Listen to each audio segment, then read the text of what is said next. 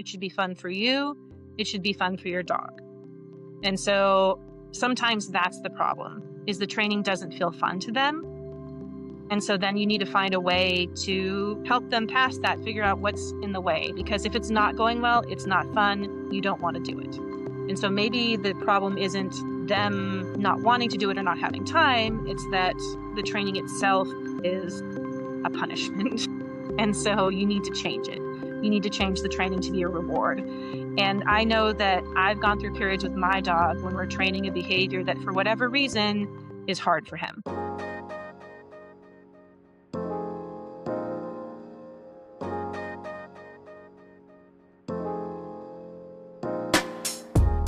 Hi, everybody, and welcome. I'm Lianne Shinton from Automation Dogs. Welcome to my podcast. And I also run a software CRM for dog trainers.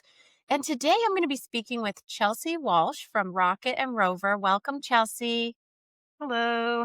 Hello. And this podcast is going to be for dog trainers because I'm so wowed by how you speak and explain things. Thank you. So let's maybe dig into a little bit about your background so folks understand kind of where, this way that you coach your dog training clients, the way you speak and Mhm. explain things, where that came from. So maybe share a little bit about you and your background. Sure. Yeah. So my educational background took a lot of twists and turns. And I think that in a lot of ways, unexpected ways, that's really helped me be a better dog trainer. I went to undergrad and I wanted to be a veterinarian. And partway through, I decided I could just have pets. I don't need to be a veterinarian. I could just have pets at my house and get all the animal time I want without all that college debt. And so I went that route and made a few different changes of mind in my degree. And eventually I landed on biology. All of them were always science options. Science is my favorite subject. And then eventually I ended up deciding I wanted to be a teacher because I was asked to be a TA for chemistry when I was an undergrad. And I just loved explaining things to people and seeing sort of that moment when people are like, oh, I get it. And then I found that like when you're a teacher, you get paid more if you have a master's degree, but a master's degree costs lots of money unless I ended up doing a master's degree in both plant science and soil science, where I was a research assistant and a teaching assistant. So I did research and I also taught at the college level, undergraduate level. So I got more teaching experience there. And then eventually I ended up being a middle school science teacher. Um, Wow. yeah, so I went through a lot of different iterations. I've got two master's degrees and things totally unrelated to both what I taught and what I'm doing now. Um, and but having that hands-on science sort of experience made me understand the process of science better. And that's helped me in everything I've done since, because it's Yeah. really helpful to solidly understand what science is when you're trying to teach, 12-year-olds what science is. And in the same way, really understanding the scientific process has made it so much easier for me to look at research into dog training and things like that and really understand and be able to interpret for myself what's going on. So even though it feels sort of like a bit of a left turn, it actually ended up being helpful. And I taught at middle school science for 7 years, I think. And then when my kids were getting to be teenagers, I decided to take some time off from teaching so I could focus on my own kids a little bit more. And along that process, we got a dog. We got a new dog. And he is wonderful, but he is not easy. And so we got him as a puppy, and he ended up having some resource guarding issues. And then he also has a lot of big feelings about bodily autonomy and veterinary procedures. And so to help him integrate into our house and like navigate the human world, he needed a lot of training. Training to help counteract that resource guarding. So I didn't have to worry about like him stealing someone's stuff and then like scaring them when they tried to take it back, And then also having him be able to have even like simple veterinary procedures done without, um, hurting himself or veterinary care people. Yeah. So in the process of learning to work with him, I realized it's amazing doing dog training. You've got the science, you've got the behavioral science, which is fascinating. And then you have the animals. And then if you do it professionally, you get the teaching, you get the explaining side of things that I love so much. And so dog training has really been just like the best possible career choice for me because I get to have all the things I like, Yeah. animal behavioral science, teaching, all of that stuff. And also being able to help people and seeing how helping people communicate better with their dog makes just everyone's life better. So it's been really rewarding, uh, sort of circuitous, but really rewarding career path for me to end up here. Yeah, it's like almost full circle because you're initially like thinking I'm going to Yeah. be in veterinary, want to work with animals, and Mm. then all of that journey to end up working with animals, but in a kind of much more fun for you profession Yeah. where you're dealing with like the psychology, the science, Hmm. and also I love the way you speak and explain. Like when you said the words, he has big feelings.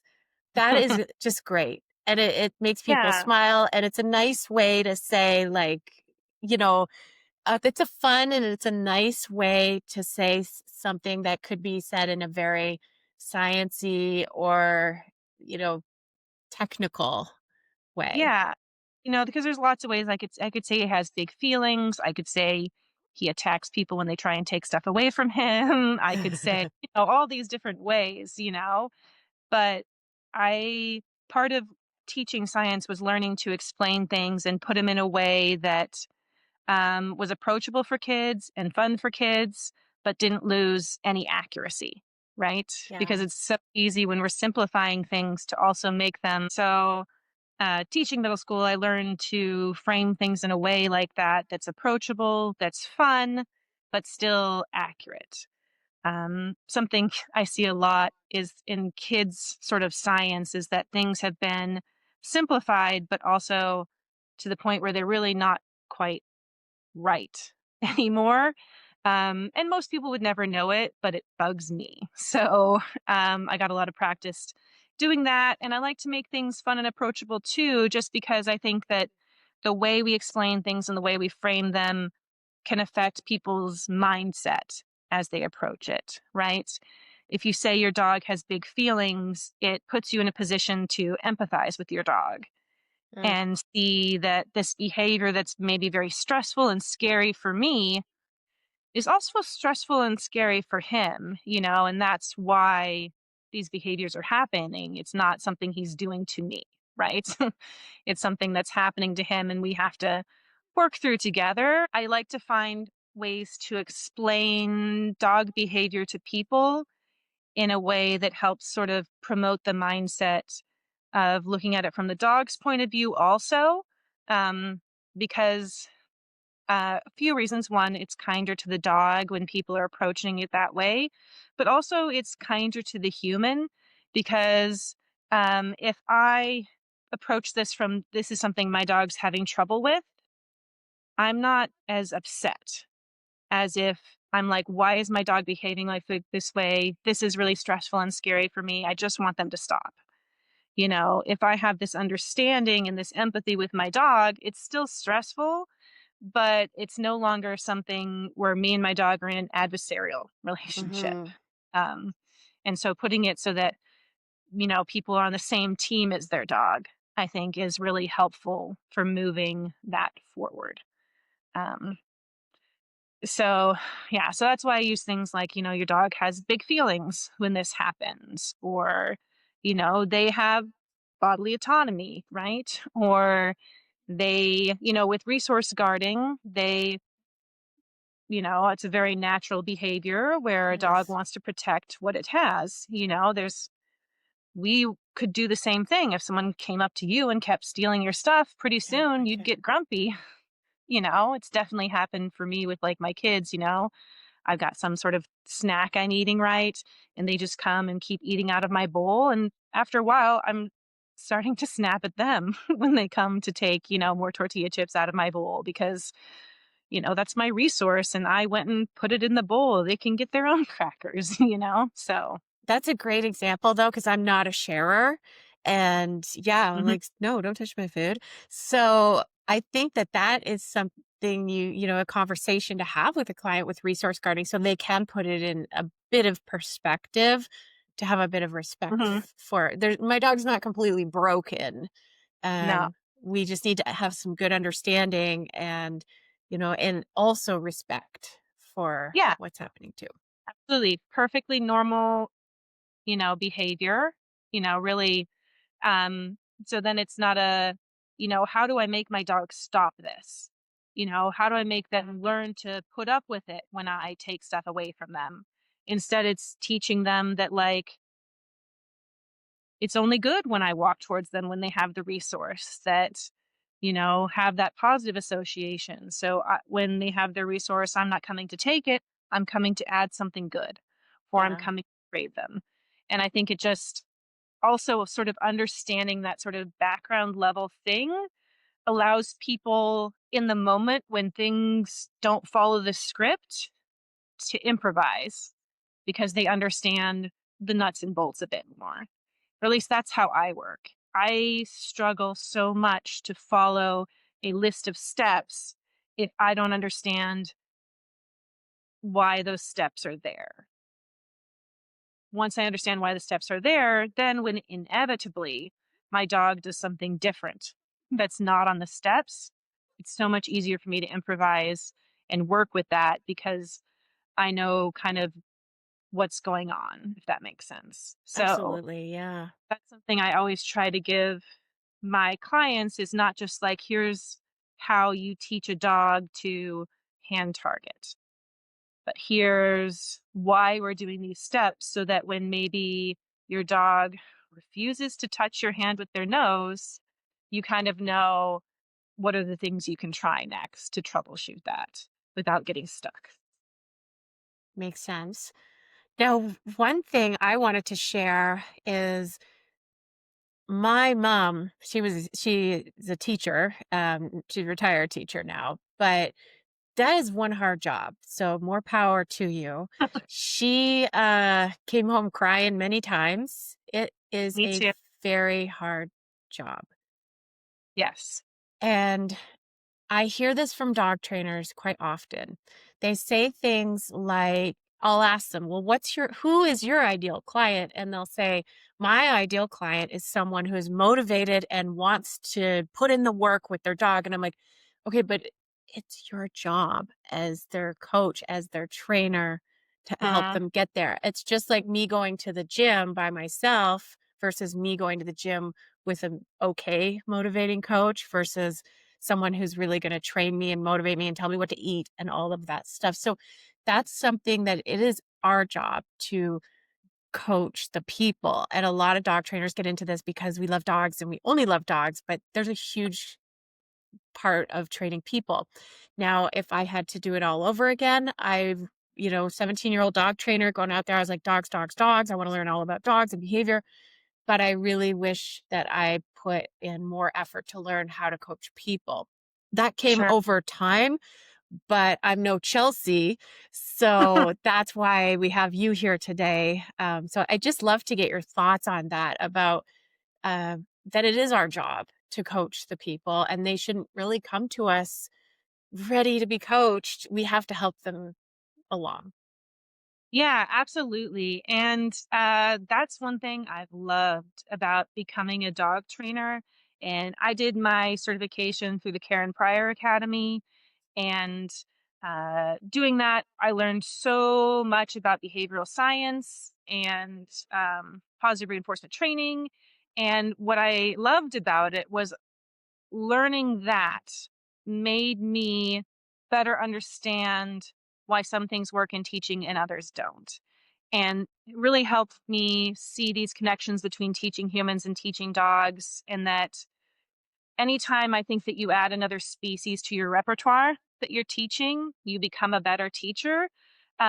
Because I think for me, it's incredibly valuable when I'm thinking about motivating my human learners. And I think one, it helps to think of them. I have my dog learners, my canine learners, and I have my human learners, right? I don't have, dogs I'm training and humans who are paying me. I have Hmm. dogs I'm training and humans I'm training. And it's to remember that, say, I have a dog who's just not getting it, right? I'm not going to say, why isn't this dog working harder? Why don't they just do what I say, Hmm. right? What's wrong? What is this dog doing wrong? Because you can think that, but it's not very productive when you're training a dog. And if you think instead, oh, maybe what's the dog not understanding? What about this is too hard for the dog?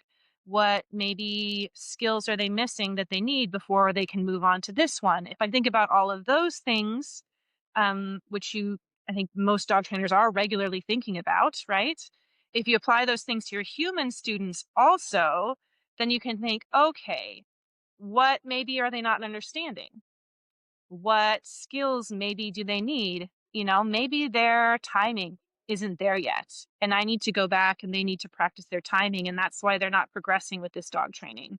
Or what are they not understanding? Well, that's very powerful though, because you just made an amazing analogy and helped me see it with a different perspective to look at the human like we would look at the dog. We wouldn't just be like, what's wrong with him? Why are they doing it? Like, this is so Mhm. frustrating. We would try to help the dog to learn and we Yeah. would try different things. And wow, that is, look at you're coaching the Yeah. person. It's the same thing. Great analogy. Yeah, learners are learners. I mean, we are mammals, they're mammals. Obviously, there's plenty of differences, and humans should be much easier because we have a shared language, we have more developed brains, we Mm. have a hopefully more active frontal cortex, right? We have all these things going for us that dogs don't. But we can negate some of those things when we act like they should just know how to do it, right? So, um, making sure that our human learners are getting the same level of support. Um, so, and some of that comes in with like being a teacher is I don't just go and talk to the clients and be like, okay, I'll see you next week. You know, I'm leaving them with like a handout because I'm not expecting them to have remembered everything I've said. Mhm. And I'm maybe leaving them with a checklist. And I'm maybe checking in on them because I maybe have worked with them before and I know that people get stuck on this a lot. And so I'm going to check in and see this. Or, like I'm thinking, how can I support my human learner? Like if I'm showing up and it seems like they haven't made any progress, I'm thinking, what's the problem? Is it they don't have time? How can I make them find time? I tell every client, and don't worry, this isn't going to take 30, 40 minutes, an hour a day. The most effective training is just for short bursts now and then, you know? And I'm helping them learn how to make those trainings a habit, right? So, hey, when you feed your dog, take out some of that food and use it for a quick training session because now you're pairing a habit they already have with a new habit you want to build. And so, finding those ways to help people build in training and integrate it into their lives, um, rather than just being like, well, I told them to work on this. Why didn't they do it? Right. um, You mentioned a couple of things that I think would be very actionable for people that they could do right now. Um, and that's sending a checklist and giving them homework, it sounds like. Also, I think mhm, checking in with them, like back to like the gym and I've had fitness trainers that I'm working with and they'll text me midweek, how's it going? And I that how's it going means what are you eating right now? So yeah. it's motivating. It reminds me to motivate me to stay with the plan. So I think that would be something actionable that trainers could be doing right now, especially after the first lesson when they're not really got their rhythm. And just like with dogs, we have to get repetitions in. Like this is their first week. It's been a few days. They don't have enough repetitions to really have the muscle memory and whatnot down. So Hmm. just sending a quick text after a board and train, first go home lesson, send a quick text the next day, check in. A few days later, check in. Could you share a little bit about maybe an easy way that trainers could possibly implement, like a quick homework they could shoot over to the client or a handout they could have ready? Yeah. So the way I do it is I have made up handouts for all those things that like I use over and over, right? And the first time I go to visit someone, I have four of them, sort of the ones that for me feel like the best for to start a person who's totally new to dog training with. So I give them a hand target. I give them the name game for building value in the dog's name. I give them nose work 101. And then I give them treat magnet for those ones who are working on those loose leash walking skills, right? And so I give them, and almost everyone's working on loose leash walking. So, um, so I have those four printed out and ready to go to give them on my first visit, unless coming in I know it's something different. Um, and so I have those ready to go, and those have, the basic steps. They have sort of the tips and tricks, common pitfalls on there already. And so I give those to people. So now I have those ready to go. And, and I say, just, work on at least one of these every day for 5 minutes. Right. And, you're not sure what to do. Just grab one of the sheets of paper randomly and work on it. And so I have those and way more sort of basic behaviors as handouts ready to go that I can just print off or I can email to people. So if I'm talking to them and I mention something else and I say, oh, it'd really help, this particular thing would help with your dog, I'll email you a handout so you don't have to remember all the stuff I just explained to you. And I'll email that to them. And so that's one way I automate it. You can also automate it by having a template that you use for the homework so that all you're doing is plugging in, and you can even have it as a printout where you do it there. You write their name, you write the list of skills they need to work on, and have just a template. And then you're not spending any time on it really more than, 5 minutes, because you've got the handouts and explanations already ready to go, and you've got a template, so you're not typing up a whole thing. And then you can just either email it to them or have it on paper and do it while you're there, whatever your workflow is like. So that's kind of how one way I take some of the time away from supporting people with information. That's fantastic. I made a whole packet that explains the basics of how I train. So it's sort of like, you take a dog training book and you give them the Cliff's Notes version.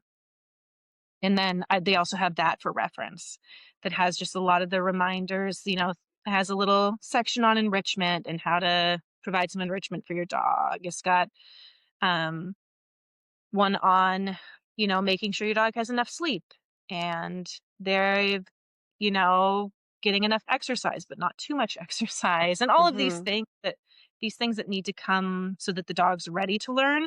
And so I provide them with all of that the first time too, so Smart. that um, it's there as a reference for them. I'll talk about it too, and I will not say, "Oh, I gave you that packet. Why don't you know this?" Instead, I'll say, "Oh, I don't know if we've talked about it, but in that packet I gave you, there's a page about it, and here's why it connects to what we're doing right now." Um, and so it's never about like I gave it to you. It's not like a gotcha.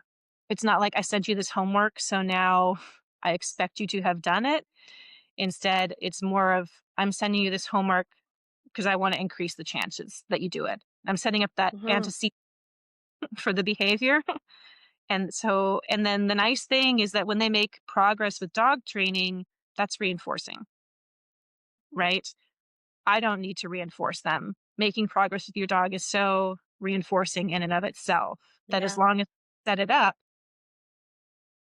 the behavior is good. Their behavior is going to be reinforced and be more likely in the future. So, Yeah, I think with my homework that I provide, it's just very mechanical.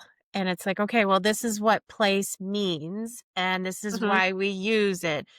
But when I think about all the conversations that I've had about why I feed a certain type of food to my dog, and I'm like, mhm, I swear I talk about that same story with every client. Maybe that would be something I could put down as a handout because I obviously feel it's impactful because I talk about it a yeah, lot.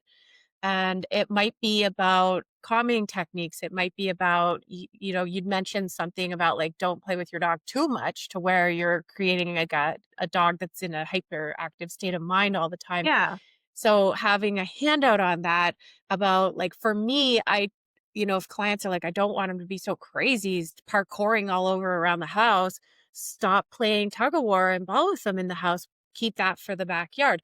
And maybe having a handout on those types of things that I'm like, maybe it mhm, doesn't apply to everybody because maybe their dog's just a lump, but maybe if their right. dog is really wound up in the house, I could have a handout on that, speak on it as well, but also have the handout there to help reinforce that. So I like that.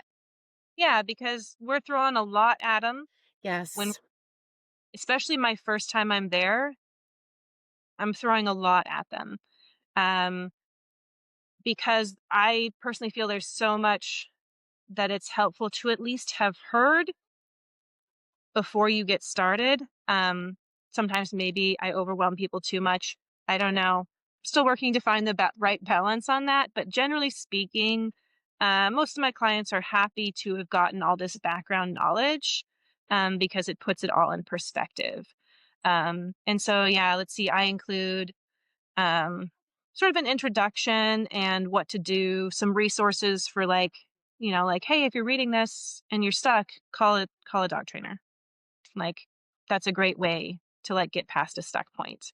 Um, Meeting your dog's needs, enrichment, management, you Mm, know?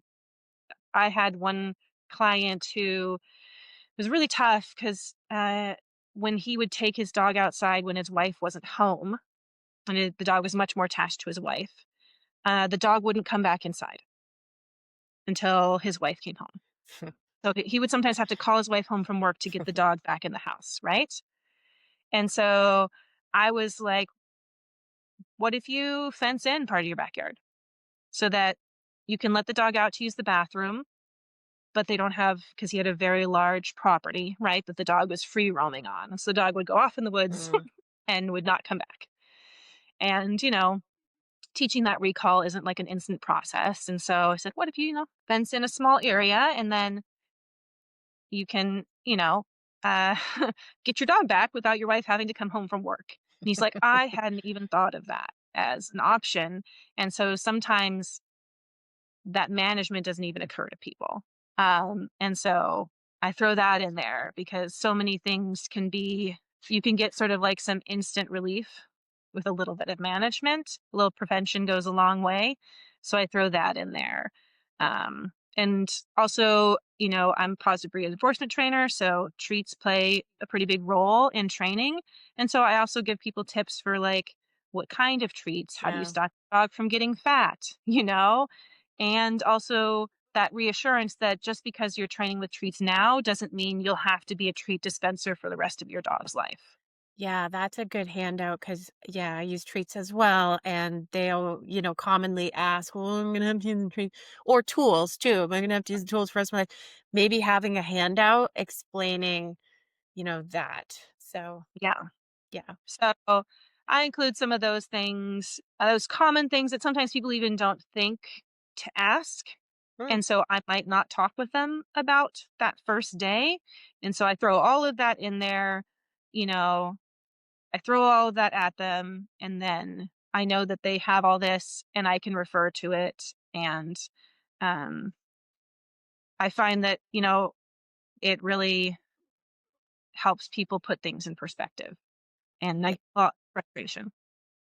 I think what is really cool too is like we can always, as dog trainers, enhance our packages by adding homework and say, Mhm. okay, great. Now I can charge an extra $200 for this package because it includes written and video homework. But with the way you're describing it, it's customized homework specific to their dogs. You're not just sending off one generic email that is just No. everybody's homework. You're going to be giving them handouts specific to their situation. So Right. I think that has a lot of impact for a dog trainer to be able to say like that, hey, my programs include custom homework that's specific to your situation, what's going on now. Yeah. It's and yeah, so I think that I know it'd be frustrating for me if I ask you to come because really I'm worried about my dog not being able to have veterinary procedures done. And then you give me a handout. My homework is loose leash walking. Hmm. That's not going to leave me feeling like you really heard me and my needs. So, and it allows me to provide that customization, that um, other word that means it's specific for the person, and without tons of extra work for me either, because I have those handouts already done. I may give them like right on there or provide like a little like, okay, and in your situation, we're going to tweak it a little because of a specific thing with your dog, right? But it's really once you get them made, it's not a lot of work. And ChatGPT can help create them. Yeah. You probably knock those out in one night. Just maybe I would suggest if someone is taking this advice that we're kind of coming up with here is prompt ChatGPT, say, you are a persuasive writer, copywriter, and you specifically, write copy for dog owners that are learning from a dog trainer. Like prompt it so it puts on that cap and Mhm. it's writing in that way. Just like you could tell ChatGPT, hey, I want to write a motivating handout for my client. I want you to sound like Tony Robbins. Hopefully everybody knows who Tony Robbins is. Because sometimes I ask and they're like, who's Tony Robbins? Yeah, I have an idea of who he is. Yeah. So I mean, I didn't use Chat GPT for mine, but I have used it for some things. I try to avoid it mostly because um, sometimes I don't then check it to make sure it makes sense, and and a lot of times it throws in some things that do not apply to me. Right? Yeah, you Um, got to check it. it makes things plural a lot, but it's just me. I And think now, it's because maybe you're a teacher. yeah, yeah, it's and I love making these sorts of things too. Yeah. So for me, you're just taking the fun part away, you know? So, um, but I can understand that, like, for especially if you have a lot of things you want to be able to hand out, absolutely finding a way to sort of If make you're it a, not a writer, yeah, like yeah, me, I my get dog, writer's block. you want to remove barriers and you want to like meet them where they're at, right? So, um, absolutely. Yeah. So the handouts go over well. And then in terms of following up, for me, what I usually do is I sort of have a sort of list of reminders of like to text these people on these days, and I Mhm. can copy and paste the text depending on what it is.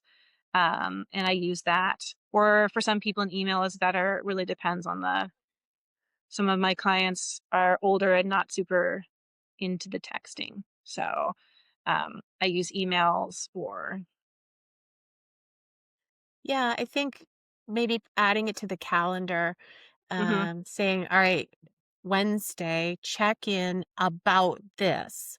So, because it's hard to mhm, remember everything, and that way you're like, "Oh, yeah," and then the client's like, "Oh, wow, they really are paying attention to me and what's going on with me. This is so great and specific. They really care."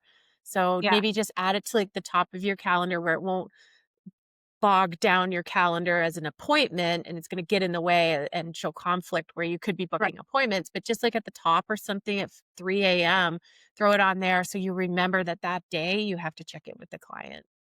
Yeah, and usually I send out a quick email that sort of summarizes the training session where I say we talked about these things, you have handouts for them, And then the nice thing is if you're doing it via email, you can snooze the email, right?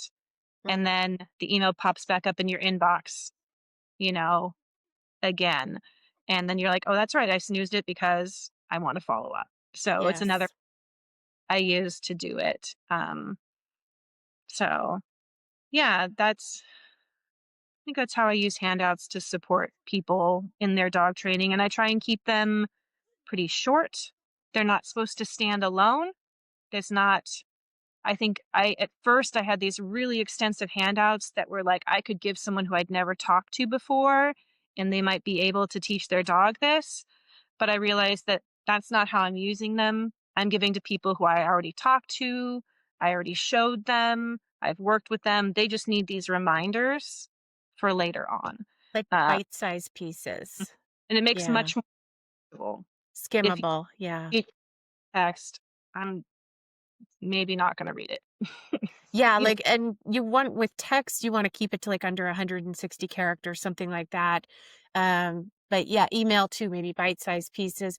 With me, obviously we use the CRM, so we have tasks. So it'll pop mhm, up and say, okay, it's Wednesday, you have to do this. It'll click right through to the client and you can just send the snippet or the template that's already pre-written. Um, yeah. but it's good. We're just talking through. If you don't have a CRM, there's still ways to figure this out and provide amazing customer service for your clients. Yeah. Yeah. No, I It's the wanted to, same my middle school students. So, yeah, and that's why we're I talking because, yeah, mhm, it's training our clients. You know, I wanted to pick your brain on, let's say someone comes in for their lesson, you go to the house for the lesson. And how did you say the usual, like, kind of, how did the week go? Tell me something good. How's it going? And they say, like, all the time, I didn't have any time to practice. So you'd mentioned earlier about helping them to find little ways, like when they're feeding the dog. But what would that discussion kind of look like? Would you just be like, oh, okay, great, we're repeating the lesson? Or would you talk to them about how they can, kind of work that out? yeah. So, I think then if you need to learn more about sort of their schedule, what does it Hmm. look like if they're gone at work all day? Okay, so now you're working with the weekends and probably in the evenings, not in the morning. But some people get up early and take their dog for a walk. And so usually what I do is I try to find something they're already doing with their pet that you can piggyback the training onto. So piggyback it onto a meal, but maybe that person isn't the one that feed the dogs, the kids feed the dog, right? Or, piggyback it on with a walk. Be like, hey, right now, training is really tiring for dogs, right? So why don't we take, 15 minutes off your walk and set it aside for training with your dog. Um, so that's one way I do it. Another way is, just remind people you can set a reminder on your phone, right? You can use that behavioral science yourself and be like, hey, if you, whenever you finish your dog training, you get a treat, So, Ooh, that sounds fun. Yeah, it's incredibly effective actually to be like, I do my dog training and then I get some chocolate, you know, I like it. or I don't get to, sit down with my beer in the evening until after I do the dog training, right? That's your So reward, though, to sit down and you have use your that, beer. right? You use the high likelihood behavior to reinforce the lower likelihood behavior. So I just pull out all those dog training things. I think about what's the environment? What are the antecedents? Do they need to have their treat bag sitting out on the table? Mhm. Yep. Does the treat bag hang with the leash? Right? Is the clicker sitting on top of this? How can we add in these reminders in the environment to help them remember? So lots of little tips and tricks. I have a lot of ADHD in my family, and so I've also had a lot of practice figuring out how do we build habits Yes, when you're habits. working with, brains that actively resist forming habits. And so that's kind of been a boot camp too, and learning how to help people build new habits, and dog training is just another new habit. And um, I also remind them that the training should be fun. It should be fun for you. It Mhm, should be fun for your dog. And so sometimes that's the problem is the training doesn't feel fun to them. mhm, And so then you need to find a way to help them pass that, figure out what's in the way. Because if it's not going well, it's not fun. You don't want to do it. And so maybe the problem isn't them not wanting to do it or not having time. It's that the training itself is a punishment. And so you need to change it. You need to change the training to be a reward. And I know that I've gone through periods with my dog when we're training a behavior that, for whatever reason, is hard for him. And he's just not getting it. And so he's not really having fun. I'm not really having fun. And so it's time to take a break. And I say, "Oh, okay, well, maybe we're just going to train a fun little, you know, trick for a while. Or maybe training time is just going to be working on nose work. Or maybe we're not going to train at all. And I'm just going to set aside this time to play with him, you know, um, and do that for a few days, refresh. This comes from when I was teaching. And sometimes when you're teaching middle school, you get to these points where like just no one's having fun in your classroom. The kids won't stop talking. You just want them to listen to you. It feels like a fight every day. And one year I learned that a lot of times what you want to do is you want to buckle down, you want to double down, and you want to punish. You want to say, okay, if they keep talking, then we're not going to do anything fun. Right. mhm, But what's way more effective is that when I got to hit those points with my middle school students, then I would say, okay, tomorrow we're doing a STEM challenge. Tomorrow we're going to do something that's just fun, like, seeing who can build the biggest tower with paper, right? Because then they're having fun. I'm having fun. And we all remember, I remember why I like them, why I like my job, right? And so I'm having fun. And they're like, oh my gosh, I went to science. It was fun. And now I've got more positive feelings about science class again. And so do the same thing if your client's having trouble with training and the problem is that it's frustrating and hard for them, change it up. Maybe the dog really what their goals are loose leash walking and it's going really bad, right? And you say, okay, just take a couple days break and I want you to train your dog to shake instead, you know, yeah. and just do that.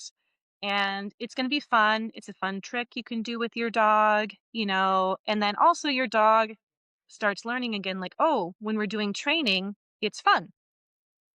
And so now when you're back to training that harder behavior, you have a little bit more of a foundation of your dog being excited to train that you're building off of instead of training just being something where you don't let them do what they want to do, you know? Right. So, I think too, like when you said for the person to reward by going and having a piece of chocolate or something like that, when we have an emotional experience that is fun, or it could even be negative, it's more memorable for us. Like can mhm, easily, if we were alive during 9/11, we can remember exactly where we were, what we were doing when we heard the news. Now, mhm, that's an example of like something very negative, but maybe on your wedding day, you remember something like the shoes you were wearing or something. And I don't mhm. even know what shoes I'm wearing right now, but it was Sure. a memorable day because of the emotion of it. So I guess what I'm getting at is adding a little bit of fun or a game or a challenge for the dog is going to help them remember what the Mm, learning is, but also for the person too. So they don't just go through the motions and then get in their car and drive home and they're already forgotten everything that you just went over. mhm, So you're kind of set up to fail. And then they're like, yeah, I didn't practice. I didn't, what was it again? mhm. And then we come at it like, "Oh, I guess we'll just repeat the lesson," and, we're kind of and the clients sense that. So if we can talk with them, ask Yeah, them questions about how we can help them to fit the training into their everyday life and have a good conversation about that instead of just, "All right, let's just go and repeat the training." yeah, yeah. Because I mean, when I taught, right, sometimes um we get to the test and everyone would do really bad. right? The average on the test is 50. No one got above a 70, right? And at that point, when it's, you have to stop and think, where did I mess up teaching this? Mhm. Because no one got it. And it's not, Hmm. it's far more likely that I messed up somewhere, right? Than every single one of those kids decided they just didn't care about school anymore and didn't try. Um, and so the same thing with dog training, you have to think, okay, well, they're paying for us to be there. They should be pretty motivated, right? So is it more likely that they just don't want this? Or is it that for whatever reason, my usual teaching style explanation didn't hit right with them? Or even going back to how I would look at it with a dog, maybe I don't realize it, but the last training session, they had a really stressful day at work. They had a fight with their teenager. They had all this other things going on. And so their Mhm. brains weren't in a place to learn the last time we talked. And so it's going back, troubleshooting, and figuring out where that learning process broke down for our human, or where they're doing great, but it's not working for their dog because every dog's an individual. So I guess the diagnostic process is really like, okay, well, show me how it's going.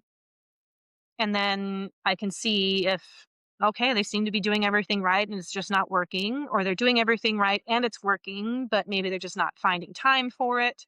There's just so many things that can go wrong. And I feel like the least likely one is that they don't want to be successful. And so they're not trying. Right.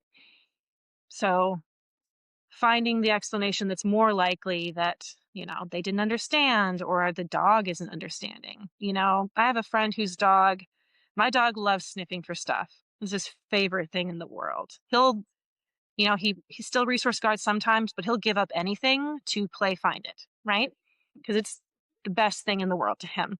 Um, but my friend's dog, he was hard for him. So the normal way I would teach a dog to play find it wasn't working for him because his head was not in the game, right?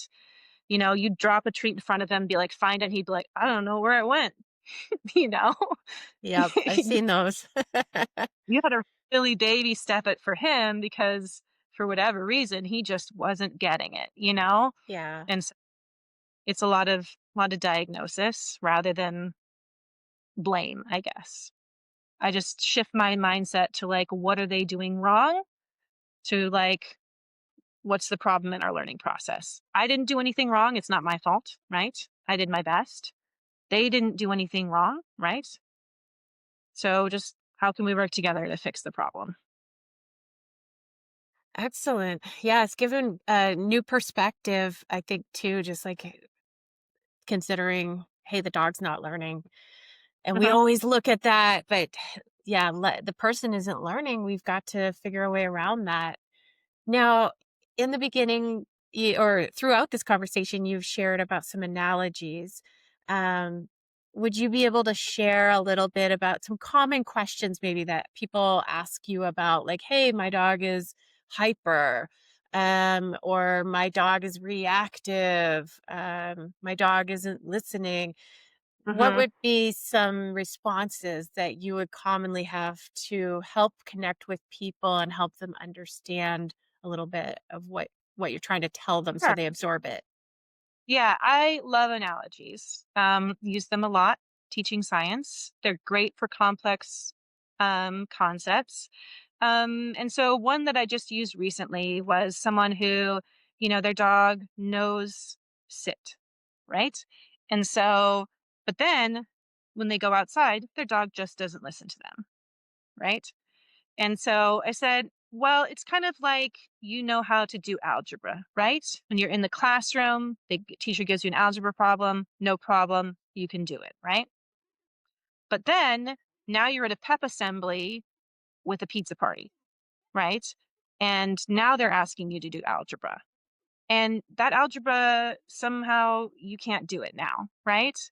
Because the situation has changed. And it's like that for our dogs, right? When we teach them in our living room where it's nice and quiet and there's not so many distractions, they do awesome. And then we take them outside and now there's distractions and smells and sounds. And our dogs also aren't learning to speak English, right? They're not learning that sit means to sit, Hmm. right? I always kind of try to explain it to people that when we're teaching cues, it's like we're forming patterns for our dog, right? And so they learn that when their human makes this sound, sit, if they then put their butt down, that predicts that they might get a treat for it, right? And so they're learning this pattern. Hear this sound, do this thing, get a consequence they like. But they may not realize that, like, for them, it could be as specific as I hear this sound when I'm facing my mom in the living room and I sit and I get a treat.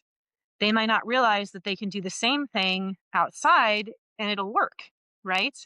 Because they can be such specific learners.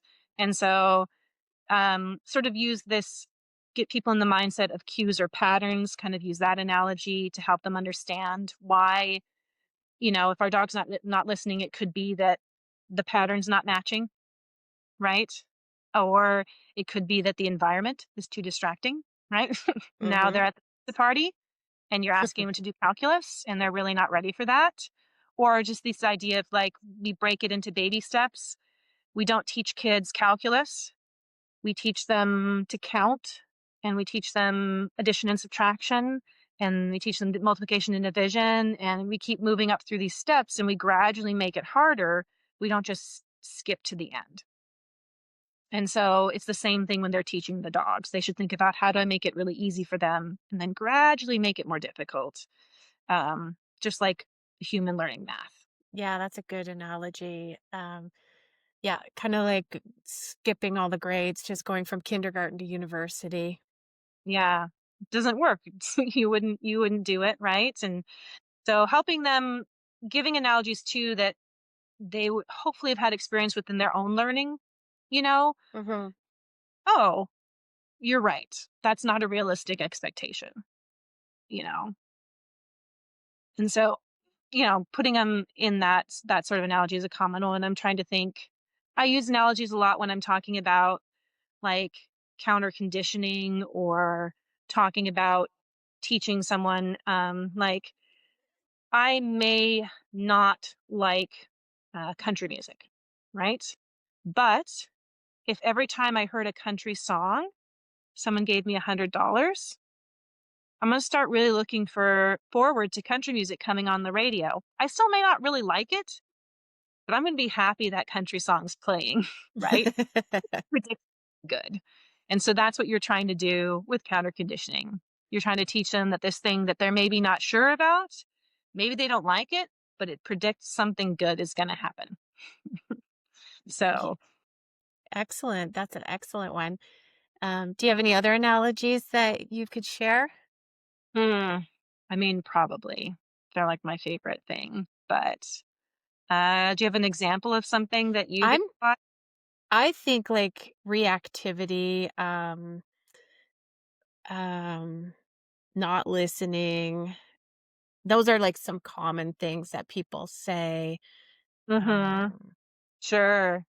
Yeah. So, like, with reactivity, a lot of times people feel like if you give your dog treats, like, during reactivity, mm, you're rewarding them for the reaction.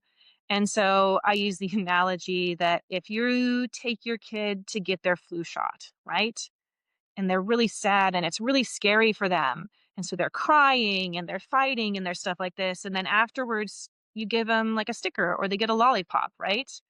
Do you think your kid's going to be more likely to scream and cry when they're scared? No, you're trying to change how they feel about it. And so when you use treats in reactivity, we're using them to try and change how our dog feels. And you can't reward an emotion. You can reward an action, but not the emotion. And that kind of helps people understand, because we always teach them, like, if you reinforce it, if you reward it, your dog's going to repeat it, right? mhm. What gets reinforced gets repeated.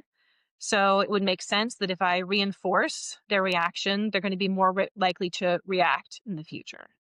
but helping people see that reactivity isn't a behavior as much as it is an emotional reaction, helps them understand that that's not how it works.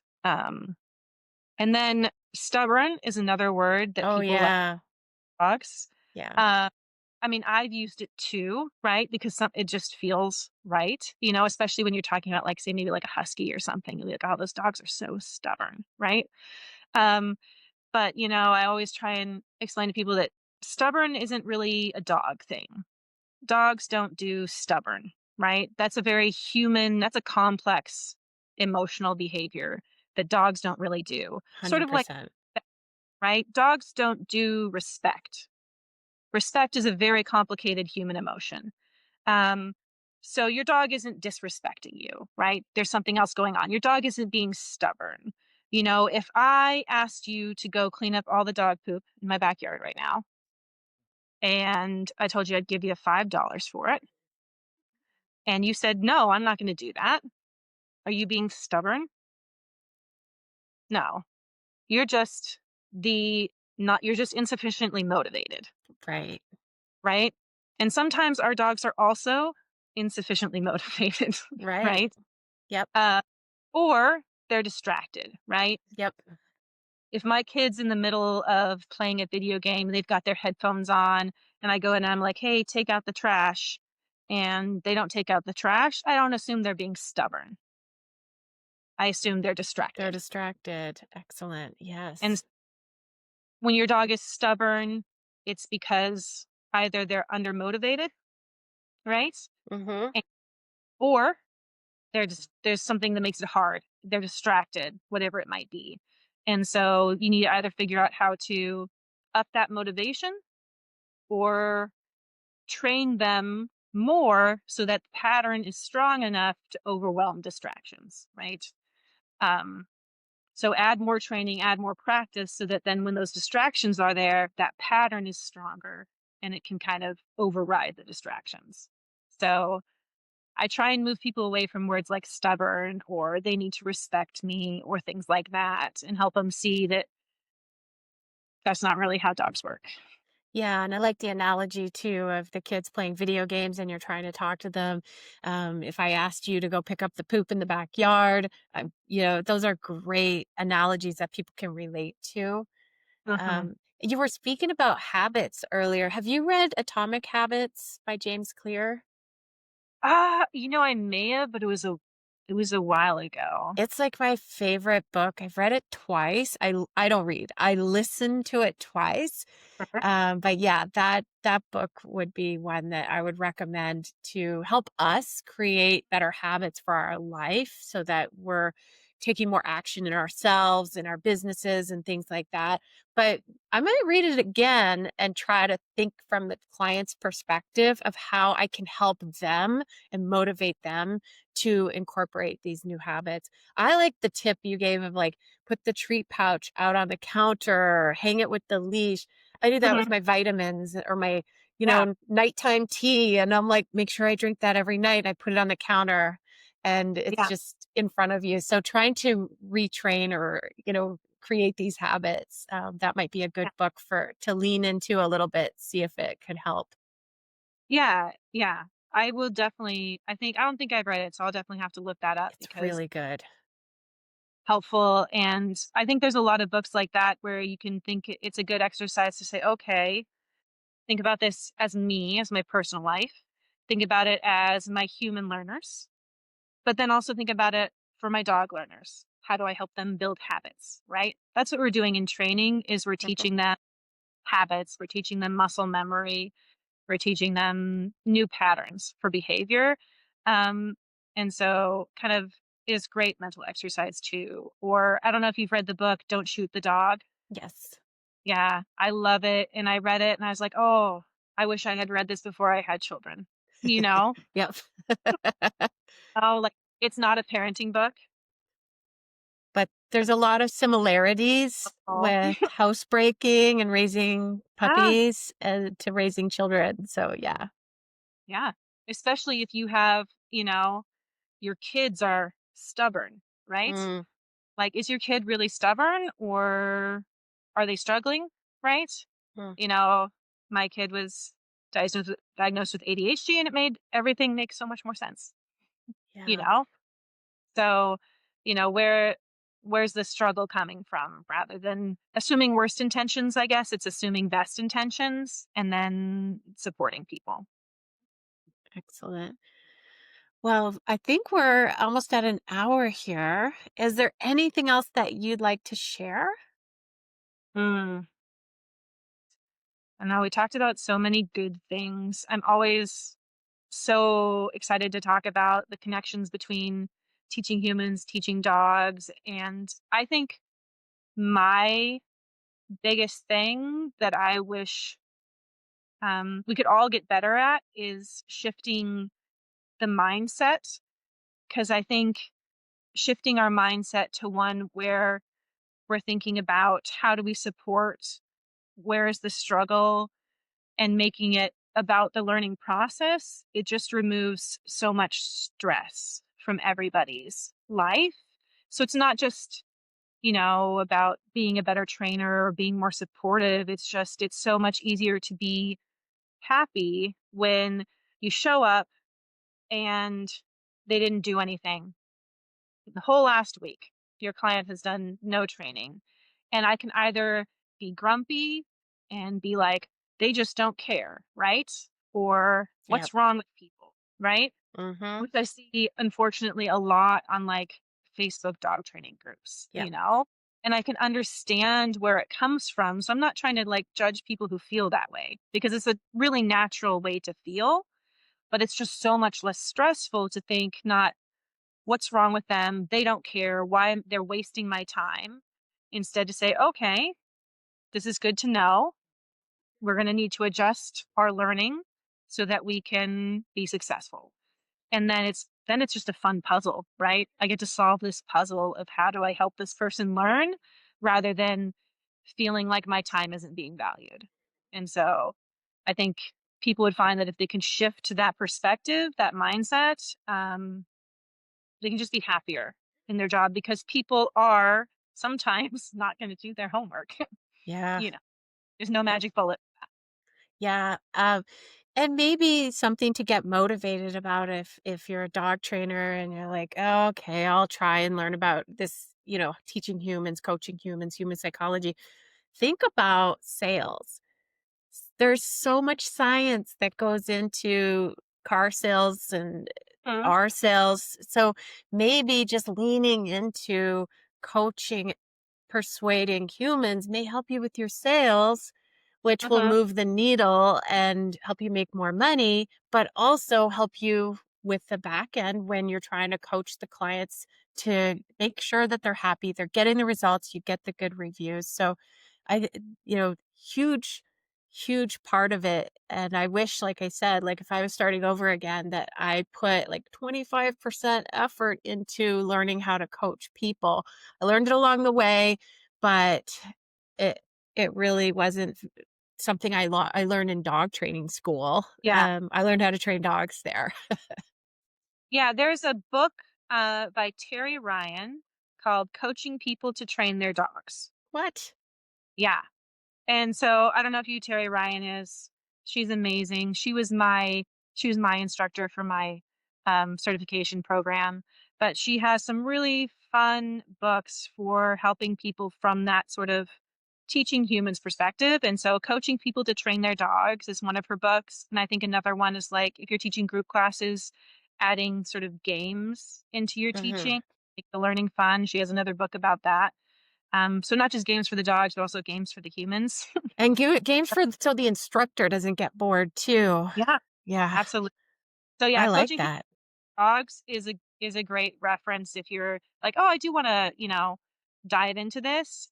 And I think there's another book called Tag, Don't Nag. It's something like that. If you That search, sounds like a good one, on- yeah. but it kind of teaches you how to apply sort of positive reinforcement principles to coaching people and even to kind of like basically how would you clicker train people, right? And they use it with a lot of they use it for like coaching like gymnastics or they've even used it to teach surgeons to tie off knots, right? And it just kind of focuses on focusing on one part of your human learner's behavior at a time and then just marking when they're doing it right. Mhm. So there's no like negative feedback. There's you take kind of the emotion about it and you're just letting them focus on one part of their training at a time. So those are both good if you kind of want to level up your human teaching skills. Tag, Don't Nag, and Coaching People to Train Their Dogs are both great books. Oh, I'm gonna look at all of those. Thank Mhm. you. Yeah, that sounds fantastic. I hope they're on Audible so I can listen to them. Yeah. Question. Probably Tag, Don't Nag. I don't know about Coaching People to Train Their Dogs. I'll Maybe. figure it out. Yeah. I like to listen while I'm moving around. I find that I absorb the information better. Oh, Um, yeah, while I'm going for a dog walk.